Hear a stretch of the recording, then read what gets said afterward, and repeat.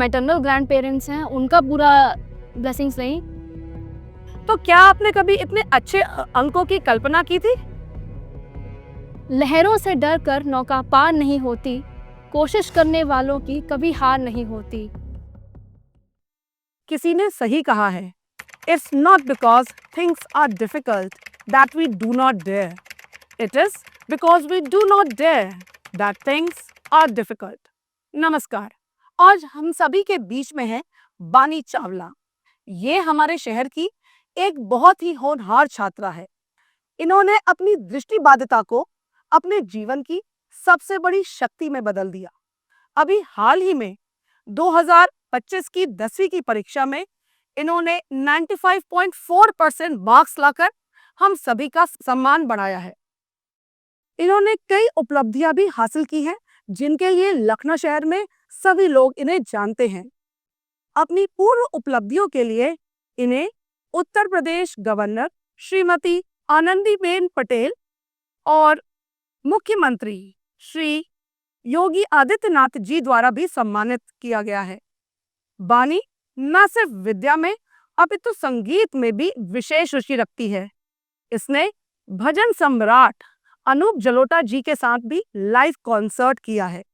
सन 2022 में इन्हें best creative girls category में राज्य सरकार ने भी सम्मानित किया है। बानी चावला वास्तव में उन चुनिंदा लोगों में से है जो चुनौतियों को अपनी सीमाएं नहीं बल्कि सफलता की सीढ़ियां बनाती है। तो आपके सामने पेश है एक छोटा सा इंटरव्यू विद बानी चावला। बानी, वेलकम। Thank you ma'am. बानी, मेरा पहला सवाल, आप बहुत ज्यादा एक्साइटेड, खुश कैसा महसूस हो रहा है इस समय? बहुत ही अच्छा लग रहा है। परसेंटेज आने के बाद खुद से ज़्यादा इस चीज़ की खुशी है कि मेरे पेरेंट्स को, फैमिली मेम्बर्स को, स्कूल में सभी को बहुत खुशी है मेरे परसेंटेज से, और खुद को भी इतना प्राउड फीलिंग आ रही है कि इतना फेम, इतनी पब्लिसिटी, और बहुत ही अच्छी फीलिंग है। तो क्या आपने कभी इतने अच्छे अंकों की कल्पना की थी? मेरी एक्सपेक्टेशंस इससे ज़्यादा की थी, 98-99% की मैंने एक्सपेक्टेशंस की थी, बट जैसे फिजिक्स और मैथ्स में मैं इंटर कैलकुलेशंस करती थी, तो उसकी वजह से थोड़ी सी मुझे प्रॉब्लम्स आई, तो उस वजह से मेरा गड़बड़ हो गया, वरना मेरे आ जाते क्वेश्चन। अच्छा, अपनी इस उपलब्धि के लिए आप अपने परिवार और खास जनों को क्या योगदान बताएंगी? सभी का बहुत सपोर्ट रहा। लखनऊ पब्लिक कॉलेज सारा स्टेट्स की प्रिंसिपल मिस मीना तांगडी मैम का बहुत सपोर्ट रहा। सारे सब्जेक्ट टीचर्स का, मेरे फैमिली मेम्बर्स का, सबका बहुत सपोर्ट रहा। ग्रैंड पेरेंट्स तो मेरे हैं नहीं, तो मेरे जो मैटरनल ग्रैंड पेरेंट्स हैं उनका पूरा ब्लेसिंग्स नहीं, और मेरे जो ग्रैंड पेरेंट्स वो भी जहाँ कहीं भी होंगे उनकी ब्लेसिंग ज़रूर होंगी। और बोर्ड से पहले भी मैं सबकी ब्लेसिंग्स लेके जाती थी। सारे सब्जेक्ट टीचर्स का भी पूरा सपोर्ट रहा। स्कूल के founder and general manager doctor SP Singh sir का और पूरी मैनेजमेंट टीम का पूरा कोऑपरेशन रहा। तो I would like to thank all of them for their support. बहुत अच्छी बात बोली बानी ने कि न सिर्फ अपने परिश्रम पे बल्कि बड़ों की आशीर्वाद का भी हमारी सफलता में बहुत बड़ा योगदान होता है। अच्छा बानी, आप बताइए कि देख ना पाने की चुनौती में आपने अपनी पढ़ाई में तैयारियां कैसे करी? पढ़ाई में सभी का पूरा सपोर्ट था। मेरी ट्यूशन टीचर मुझे मतलब उन्होंने अपने हॉलीडेज़ भी पूरे सैक्रिफाइस किए, 3 आवर्स वो मुझे पढ़ाती थी। उसके बाद मैं नेट से भी पूरी पढ़ाई की है। इंटरनेट से, सोशल मीडिया प्लेटफ़ॉर्म से मैं चैप्टर सर्च करती रहती थी यूट्यूब से, तो वो खुद से मैंने लर्न भी बहुत किया है, थॉरो रीडिंग की है। फिर मेरी मदर का भी बहुत सपोर्ट रहा, और सबने पूरा मोटिवेट किया कि आई कैन डू इट, कुछ भी प्रॉब्लम नहीं है। और लिंक से, नेट से, वेबसाइट से लिंक से क्वेश्चन आंसर्स ढूँढ के मैं लर्न करती थी, तो इस तरह से मैंने अपनी पढ़ाई पूरी की। नहीं, इस इंटरव्यू के थ्रू हमारे आने वाले बच्चे जो अगले और आने वाले कई सालों के लिए बोर्ड की परीक्षा देंगे, उनके लिए बहुत अच्छा मैसेज जा रहा है। अच्छा बानी, एक अलग सा सवाल, पढ़ाई की बातें और उपलब्धियों की बातें तो कर ली, बट कौन सा विषय तुम्हारा फेवरेट है और क्यों? फेवरेट कई सारे सब्जेक्ट्स हैं, हिंदी, हिस्ट्री, सिविक्स, ज्योग्राफी, सब बहुत अच्छे सब्जेक्ट। ज्योग्राफी में हमें हमें हमारी कंट्री की, पूरी वर्ल्ड की ज्योग्राफिकल लोकेशंस का पता चलता है।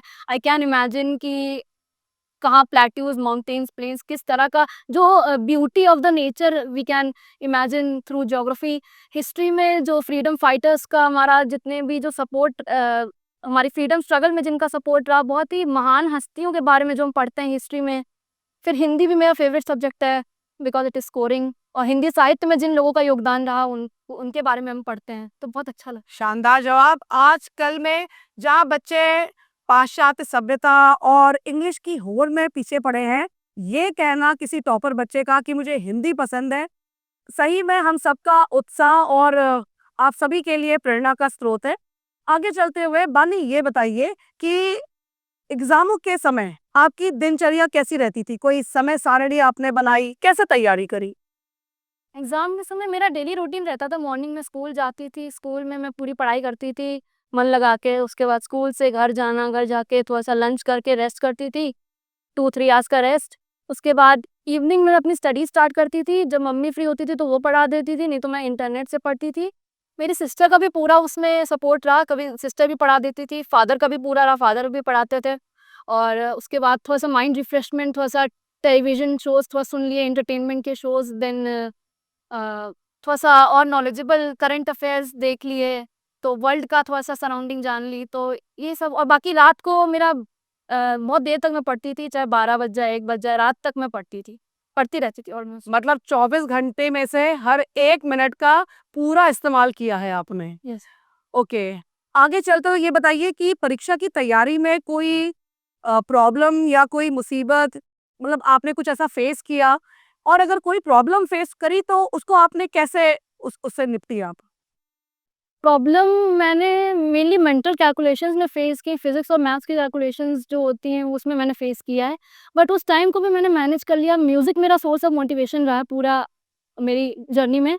तो मैं बहुत सारे मोटिवेशनल सॉन्ग सुनती थी, जैसे कि ये मत कहो खुदा से मेरी मुश्किलें बड़ी हैं और कर हर मैदान फ़तेह। तो ये सब जो कुछ सॉन्ग्स ने मुझे मोटिवेटेड रखा, पेरेंट्स ने पूरा मोटिवेट किया, टीचर्स ने, फैमिली मेंबर्स ने, कि मीन्स मुझे भी फिर खुद से ये लगता था कि मैंने हमेशा से किया है तो अभी भी मैं कर सकती हूँ, आई कैन डू इट। तो सेल्फ मोटिवेशन भी, सेल्फ कॉन्फिडेंस उस सब ने पूरा सपोर्ट किया। आप कर सकती हैं, you can do it and you have actually done it and that's why we are here. Okay, आगे चलते हुए पढ़ाई में या परीक्षा की तैयारी में क्या आपने सेल्फ नोट्स भी बनाए हैं?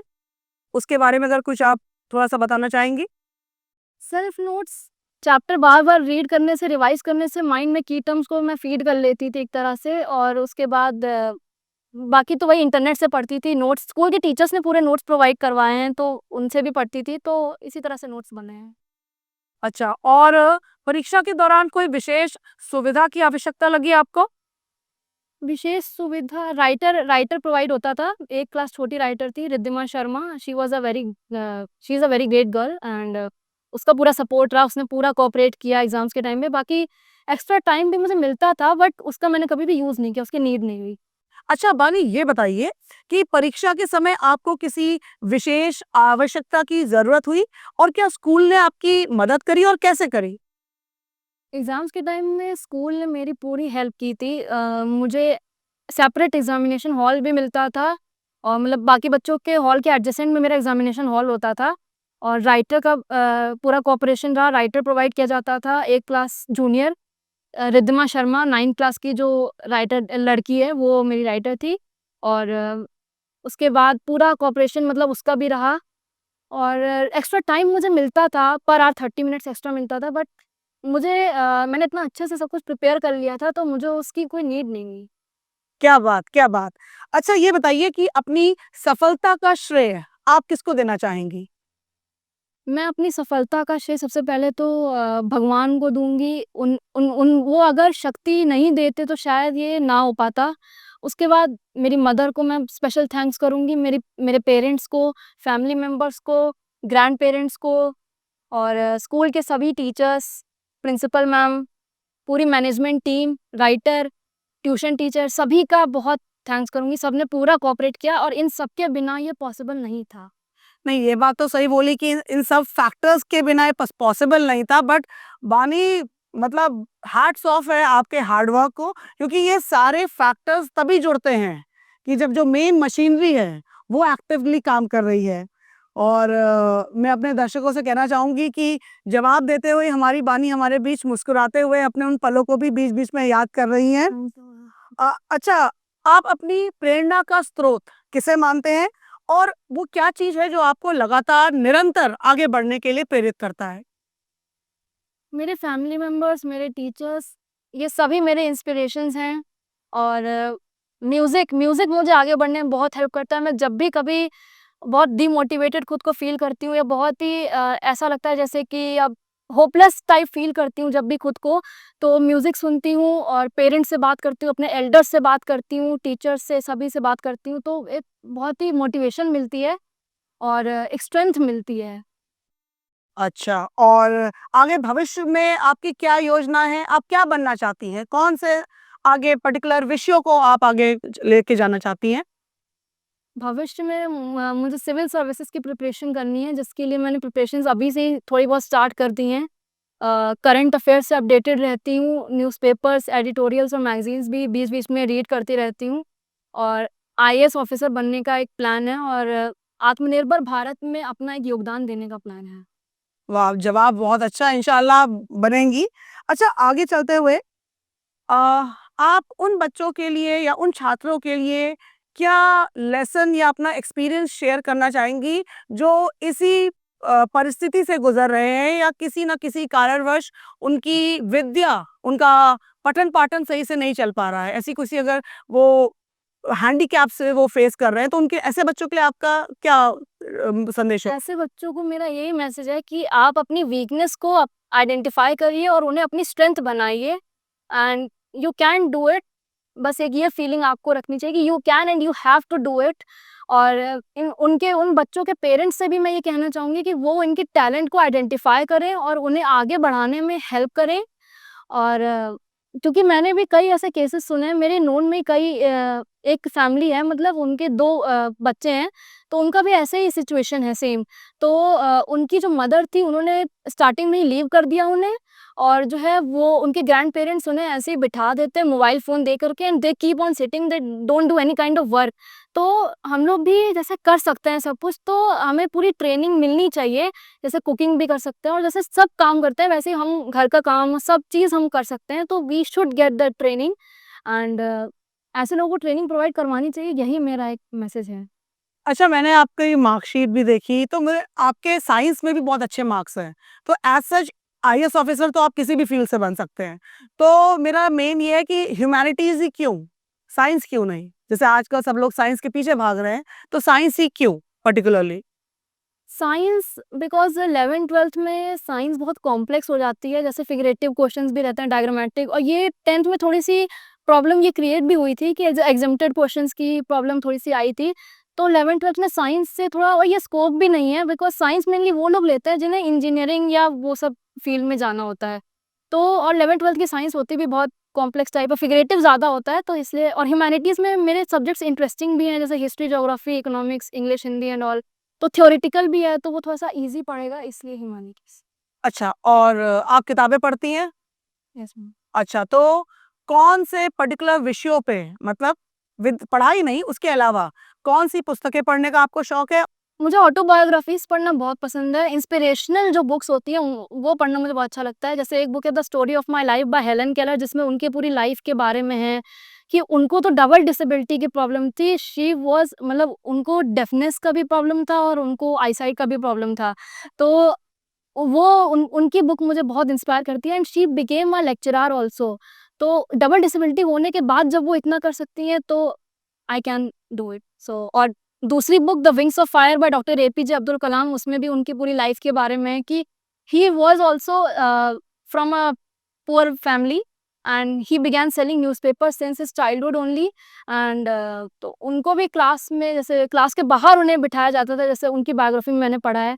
तो फिर भी he was a renowned scientist and our 11th president of India. So ये लेकिन बानी, क्या आप जानती हैं इस इंटरव्यू के माध्यम से और जो उपलब्धि आप अपने पर्सनल जीवन में अर्जित कर रही हैं, आप खुद भी कई लोगों के प्रेरणा का स्रोत हैं और क्या पता आने वाले 10-15 सालों में आपकी बायोग्राफी हम सब भी पढ़ें। Thank you. ओके, उसके लिए आपको बहुत सारा ब्लेसिंग्स। अच्छा, अब आगे बढ़ते हुए ये बताइए, पढ़ाई के अलावा, विद्या के अलावा आपकी और किन चीज़ों में रुचि है? खाली समय कैसे बिताती हैं आप? खाली समय में I like to do singing, anchoring and then playing instruments ये मेरी हॉबीज़ हैं, तो यही सब करती हूँ मैं। कौन-कौन से म्यूज़िकल इंस्ट्रूमेंट्स? म्यूज़िकल इंस्ट्रूमेंट्स में मेनली कीबोर्ड, पियानो। अच्छा, तो क्या आपने स्कूल लेवल में भी पार्टिसिपेशन किया है? स्कूल लेवल पे जो inter house singing competitions, debate competitions, इनमें मैंने पार्टिसिपेट किया है और एनुअल कॉन्सर्ट में मैं एवरी ईयर पार्टिसिपेट करती हूँ। और स्कूल के बाहर अगर कुछ बताना चाहेंगी, कुछ अपनी उपलब्धियां संगीत में या किसी और पढ़ाई विद्या के अलावा, क्योंकि विद्या के बारे में तो हमको पता है आपने बहुत कुछ अर्जित किया है, बट विद्या के अलावा आपने और बाहर कुछ अपनी रुचियां या कुछ हॉबीज के माध्यम से? स्कूल के बाहर मैं सिंगिंग में मैंने किया है, राइजिंग स्टार्स ऑफ अवर 2017-18 में मैं विनर थी। Then I was a runner up of Udaan idol little champs 2018-19 organised by radio Udaan. Then Udaan RJ hunt, I was the second runner up of Udaan RJ hunt also. And I was also honored by our Honorable Chief Minister Yogi Adityanath ji and Governor Mrs. Anandiben Patel ma'am. और I have also done a live concert with Anup Jalota sir और यही main achievements होंगे। लंबी list है इनकी उपलब्धियों के लिए, शायद समय कम पड़े हम सभी के साथ। स्टेट अवार्ड भी मिला। ओके ओके और भी कुछ बानी, कुछ याद आएगा तो फिर से बता दीजिएगा।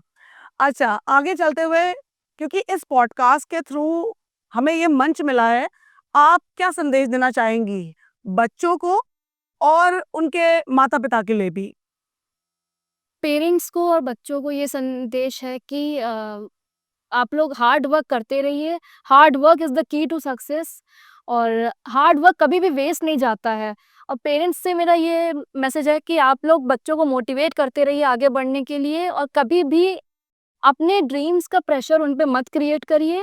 Because many parents are there those who want their wards to become doctors, engineers and those things, but their wards want to do in some different field. So please empower their dreams and Sohanlal Dwivedi ji की एक कविता की कुछ पंक्तियां मुझे याद आती हैं।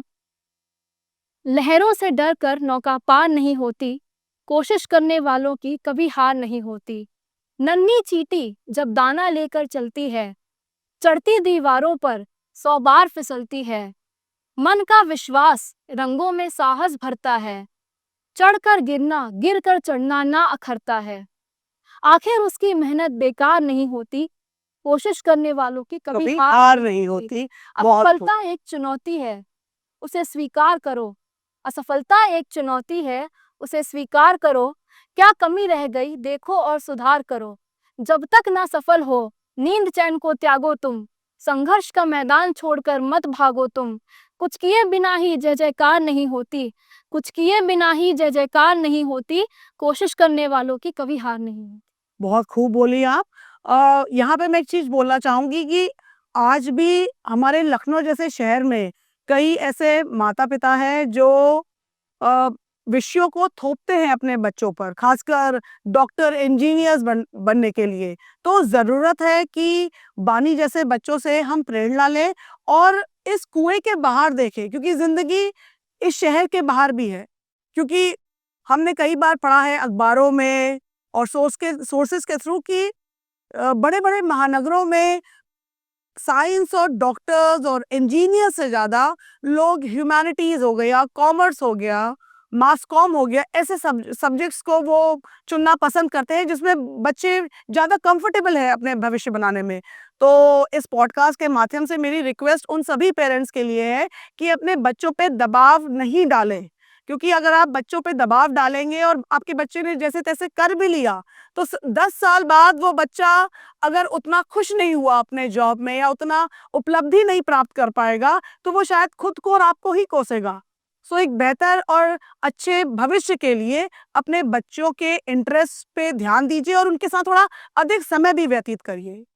बानी, समय तो हम भी व्यतीत कर रहे हैं आपके साथ। अब मेरा अगला प्रश्न आपसे ये है कि पढ़ाई के लिए टेक्निकल इक्विपमेंट्स जैसे लैपटॉप हो गया या इंटरनेट है, तो आपने लैपटॉप, मोबाइल इनको मतलब प्रयोग कैसे किया? आप मतलब थोड़ा कुछ बताइए इस पे। जैसे मोबाइल है तो मोबाइल में एक सॉफ्टवेयर आता है टॉकबैक, हर मोबाइल में होता है। तो सेटिंग्स पे एक्सेसिबिलिटी के ऑप्शन में वो ऑप्शन होता है, तो उससे अगर आप इनेबल करते हैं तो वो जब ऑन होता है तो वो आपको बोल के सब बताता है कि आप कौन सा आइकन पे हैं, क्या कौन से ऐप आप ओपन कर रहे हैं, तो उसके अंदर के सारे जो ऑपरेशंस हैं वो सब वो बताता है। तो मोबाइल तो इस तरह से मैंने ऑपरेट किया है। और लैपटॉप में भी 2 सॉफ्टवेयर्स आर देयर, जॉस एंड एनवीडीए। तो उन सॉफ्टवेयर्स की हेल्प से मैंने कीबोर्ड लर्न किया और अभी लैपटॉप उन सॉफ्टवेयर्स की हेल्प से मैं कर रही हूँ। मुझे उम्मीद है कि इस इंटरव्यू के माध्यम से कई लोग जो लोग बानी को सुन रहे हैं, वो इन सब चीज़ों का विशेष ध्यान रखेंगे और उसे नोट भी करेंगे। बानी ये बताइए कि बोर्ड की परीक्षा के दौरान प्रिपरेशन में, तैयारियों में क्या फैमिली का कोई प्रेशर या रिस्ट्रिक्शन, क्योंकि यहाँ कोई नहीं है, तो यहाँ आप खुल के बेबाकी से बोल सकती हैं। ऐसा कुछ रिस्ट्रिक्शन या प्रेशर पेरेंट्स की तरफ से था? टू बी वेरी ऑनेस्ट ऐसा कोई रिस्ट्रिक्शन नहीं था। मेरी फैमिली बहुत डिसिप्लिन्ड है, वो स्टूडियस एटमॉस्फेयर रहा है घर का शुरू से, बट ऐसा कभी भी कोई भी रिस्ट्रिक्शन नहीं रहा। इनफैक्ट परसेंटेज का भी ऐसा कोई रिस्ट्रिक्शन नहीं था कि टॉप ही करना है या फिर 99% लाने हैं, ऐसा कोई फिक्स नहीं था कि इतने परसेंट लाने हैं। मेरा खुद का एक एम था कि I have to score 95 plus और आई हैव अचीव्ड इट। क्या जीवन में कोई ऐसा पल आपके आया कि जिसमें आपको लगा कि आपका दृष्टि बाधित होना आपकी सफलता में या आगे बढ़ने में रास्ते का रोड़ा है, और अगर महसूस हुआ तो आपने उसको कैसे पार किया? ऐसा वैसे कभी हुआ तो नहीं, बट होता था जनरली ये जब कैलकुलेशंस पर बात आती थी, फिज़िक्स और मैथ्स की कैलकुलेशंस पर जब बात आती थी, तो कभी-कभी ऐसा लगता था। बट मैंने music as I already told that it was a source of motivation for me. तो उस टाइम पे मैं म्यूज़िक खूब सुना करती थी और पेरेंट्स से बात किया करती थी और खुद से ये सोचती थी कि जब अभी तक कर लिया है, तो अब क्यों नहीं? Why not now? Everything is possible, nothing is impossible in this world. सही बात है कि हमारे बच्चों को जभी भी कोई फ्रस्ट्रेशन या कॉम्प्लेक्सिटी का सामना करना पड़ता है, तो स्कूल में दोस्त और टीचर्स तो है ही, बट बच्चे का पहला मित्र, पहली जिनके साथ वो रूबरू हो सकते हैं, वो उनका परिवार है, उनके माता-पिता हैं। सो इस पॉडकास्ट के थ्रू मैं फिर से अपने पेरेंट्स से ये दरख्वास्त करूँगी कि अपने बच्चों के साथ कम्युनिकेशन का चैनल हमेशा ओपन करें और अपने बच्चों को कभी प्रेशर ना करें। क्योंकि अगर अगर आप अपने बच्चों को खुला आसमान देंगे, सपोर्ट देंगे, तो वो उड़ान भी उतनी ही ऊँची और दूर तक लेंगे। आगे चलते हुए बानी ये बताइए कि क्या ग्रुप स्टडी का कोई फ़ॉर्मूला है? अगर हाँ, तो कैसे? ग्रुप स्टडी फॉर्मूला मैंने जनरली इसे कभी अप्लाई किया नहीं, बट स्कूल में अप्लाई किया है। जैसे ग्रुप स्टडी का मतलब कई लोग होते हैं जो फ्रेंड्स के घर पे जाके स्टडी करते हैं, ओवरनाइट स्टडी करते हैं, दिन में भी जाके स्टडी करते हैं। तो I don't believe in all those things. मैंने क्लास में जब टेस्ट होता था कभी, तो टेस्ट के पहले हम लोग रिवाइज़ करते थे 3-4 फ्रेंड्स साथ में।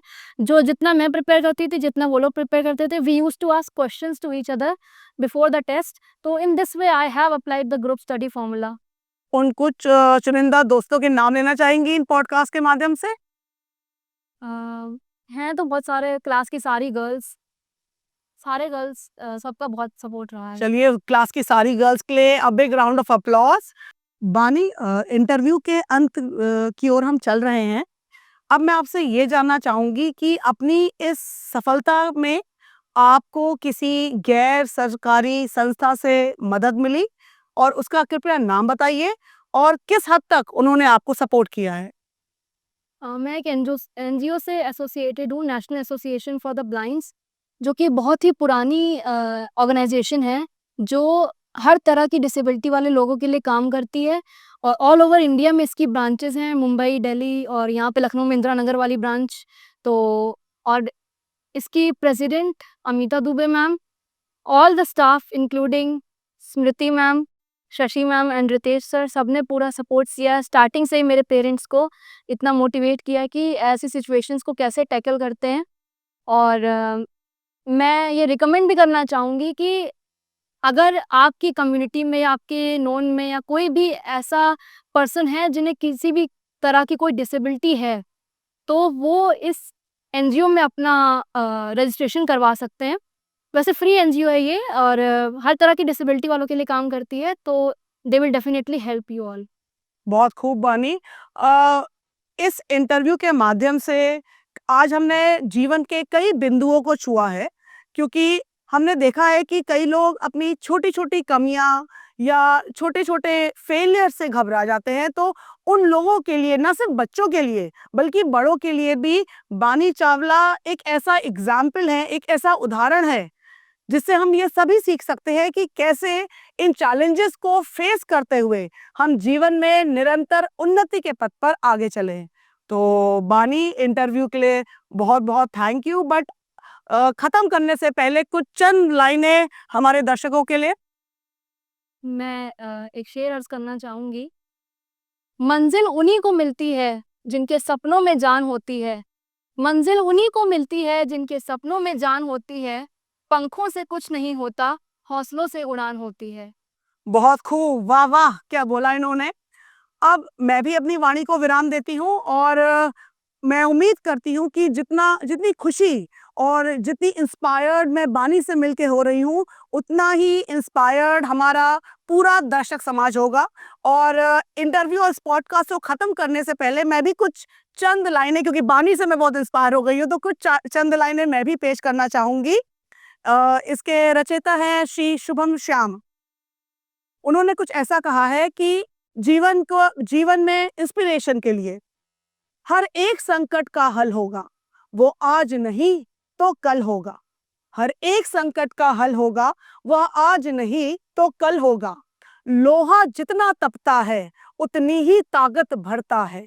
सोने को जितनी आग लगे, वो उतना प्रखर निखरता है। सूरज जैसा बनना है तो सूरज जितना जलना होगा। नदियों सा आदर पाना है तो पर्वत छोड़ निकलना होगा।